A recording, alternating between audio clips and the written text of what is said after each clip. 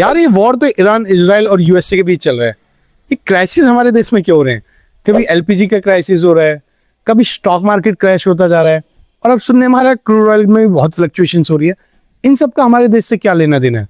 हमारे देश में ये सब क्राइसिस इसलिए चल रहा है क्योंकि हमारा देश बहुत ज्यादा इंपैक्ट करता है क्रूड ऑयल की मूवमेंट की वजह से।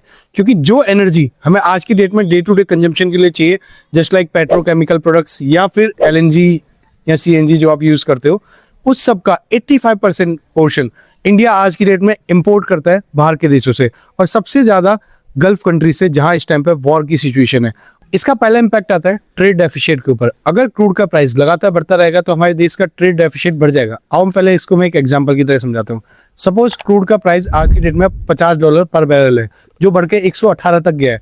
अगर हम 118 पर डॉलर पर परचेज करेंगे तो हमें 50 की जगह 118 की पेमेंट करनी पड़ेगी, और क्रूड की पेमेंट डॉलर के अंदर होती है। जो हमारे आरबीआई के पास रिजर्व पर है डॉलर के, उसको अगर हम 118 के हिसाब से पे करेंगे तो हमारे रिजर्व्स कम होते जाएंगे, जिससे हमारे देश का ट्रेड डेफिसिट बढ़ जाएगा। और दूसरा इंपैक्ट पड़ता है इन्फ्लेशन के ऊपर।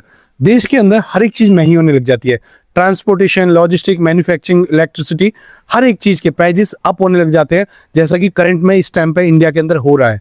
इसका एक इंपैक्ट पड़ता है रुपीज के लगातार डेप्रिशिएट होना।